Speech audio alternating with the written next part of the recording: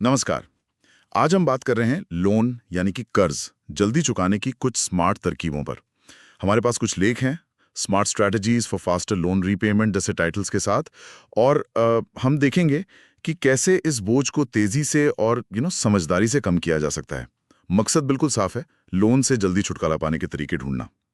तो सबसे पहला और शायद सबसे आम तरीका जो सुनने में आता है वो ये है कि हर महीने जो तय ईएमआई है उससे थोड़ा ज्यादा पेमेंट करना। जैसे मान लीजिए आपकी ईएमआई 10,000 रुपए है, तो कोशिश करके 11,000 रुपए या 12,000 रुपए देना। ये तो काफी सीधा लगता है। हाँ, ये बिल्कुल सीधा और बहुत असरदार तरीका है। इसमें मतलब जो सबसे अच्छी बात है वो ये कि ये जो एक्स्ट्रा पैसा है ना, ये सीधा आपके प्रिंसिपल अमाउंट यानी मूलधन को कम करता है। ये हाँ। इंटरेस्ट वाले हिस्से में नहीं जाता। तो नतीजा क्या होता है कि आपका टोटल ब्याज कम हो जाता है और लोन की जो अवधि है वो भी घट जाती है। अच्छा, यानी सीधा प्रिंसिपल पर असर। ठीक है। एक और रणनीति की बात मैंने पढ़ी थी, वो है हर 2 हफ्ते में पेमेंट करना। मतलब महीने में एक बार पूरी ईएमआई देने के बजाय हर 2 हफ्ते में आधी आधी ईएमआई देना। ये कैसे काम करता है? हाँ, ये भी एक बहुत क्या कहते हैं क्लेवर तरीका है। देखिए, साल में होते हैं 52 हफ्ते। हाँ। तो अगर आप हर 2 हफ्ते में आधी ईएमआई देते हैं, तो साल में कितनी पेमेंट्स हुई? 26 आधी पेमेंट्स, 26 आधी। हाँ। जो कि बराबर होती है 13 पूरी ईएमआई के। अच्छा। जबकि नॉर्मली तो हम साल में 12 ईएमआई देते हैं। बिल्कुल। तो वो जो एक एक्स्ट्रा ईएमआई साल में चली जाती है ना, जी। वो फिर से सीधा प्रिंसिपल अमाउंट कम करती है। और हम्म। इससे लोन काफी तेजी से चुकता होता है। सालों बच सकते हैं होम लोन जैसे बड़े लोन्स में। अरे वाह! मतलब सिर्फ पेमेंट का तरीका बदलने से इतना फर्क? कमाल है। अच्छा, एक और छोटी सी बात थी उन लेखों में, भुगतानों को राउंड अप करना। जैसे अगर किसी की ईएमआई मान लीजिए 9,200 रुपए है, तो उसको सीधे 10,000 कर देना। क्या ये छोटे छोटे अमाउंट्स वाकई कुछ मायने रखते हैं? हाँ, हाँ, बिल्कुल रखते हैं। देखिए, ये शायद सुनने में छोटा लगे, 800 रुपए महीना, लेकिन ये नियमित रूप से जब जमा होता जाता है ना हर महीने, तो ये भी प्रिंसिपल को कम करता है।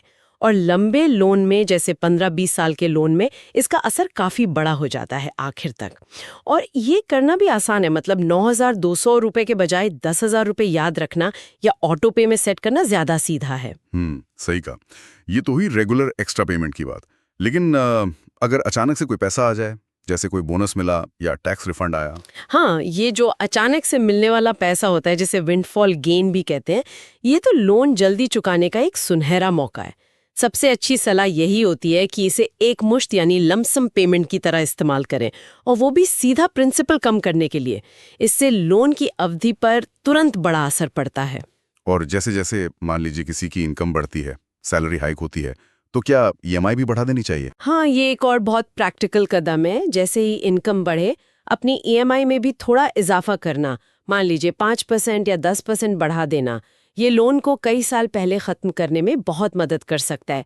बस ये देख लेना चाहिए कि उस बढ़ी हुई इनकम का कोई और ज़रूरी इस्तेमाल तो नहीं है, जैसे रिटायरमेंट सेविंग या इमरजेंसी फंड। राइट। एक और शब्द था रीफाइनेंस। लोन रीफाइनेंस करने की सलाह भी थी।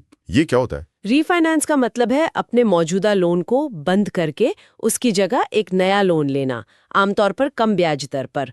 मान लीजिए आपने जब लोन लिया था तब ब्याज दरें ज़्यादा थीं, या आपका क्रेडिट स्कोर अब बेहतर हो गया है, तो हो सकता है आपको अब सस्ता लोन मिल जाए। अच्छा। तो आप नया सस्ता लोन लेकर पुराना महंगा वाला चुका देते हैं।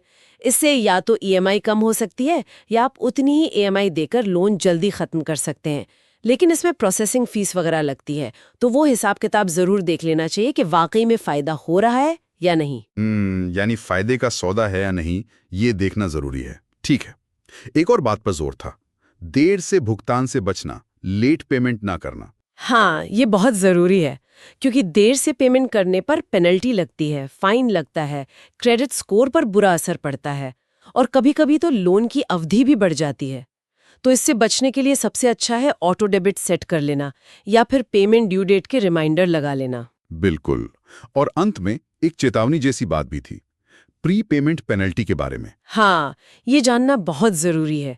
कुछ लोन्स में, खासकर होम लोन या पर्सनल लोन में, ऐसा हो सकता है कि अगर आप लोन समय से पहले चुकाना चाहें, तो बैंक या एनबीएफसी आपसे एक पेनल्टी या फीस लें। अच्छा, ऐसा क्यों? क्योंकि उन्होंने तो एक लंबे समय तक आपसे ब्याज कमाने का हिसाब लगाया होता है। जब आप जल्दी चुका देते हैं, तो उनका वो अनुमानित मुनाफा कम हो जाता है। इसलिए कोई भी बड़ा एक्स्ट्रा पेमेंट करने से पहले अपना लोन एग्रीमेंट चेक करना या सीधे बैंक से पूछ लेना बहुत जरूरी है कि कोई प्री पेमेंट पेनल्टी तो नहीं लगेगी। समझ गया। काफी सारी बातें हो गई। तो इन सब रणनीतियों का निचोड़ क्या है, मतलब मेन आइडिया क्या है? देखिए, निचोड़ या सार यही है कि प्रिंसिपल अमाउंट यानी मूलधन को कम करने के लिए आप जो भी अतिरिक्त भुगतान करते हैं, चाहे वो हर महीने थोड़ा थोड़ा हो या साल में एक बार हो या कभी अचानक मिला पैसा हो, वही आपको लोन से जल्दी आजादी दिलाने की कुंजी है। कुंजी है प्रिंसिपल को घटाना। बस थोड़ी सी प्लानिंग और थोड़ा अनुशासन चाहिए। बिल्कुल, ये सारी तरकीबें मिलकर निश्चित रूप से लोन का बोझ हल्का करने में बहुत मददगार हो सकती हैं। हाँ, और यहाँ एक दिलचस्प सवाल भी उठता है सोचने के लिए कि जब लोन उम्मीद से पहले खत्म हो जाता है, तो वो जो पैसा बचता है, मतलब जो ईएमआई अब नहीं जारी, उस पैसे का, उस फ्री हुई रकम का भविष्य के दूसरे वित्तीय लक्ष्यों को पाने के लिए सबसे प्रभावी ढंग से कैसे इस्तेमाल किया जा सकता है, ये भी सोचने वाली बात है।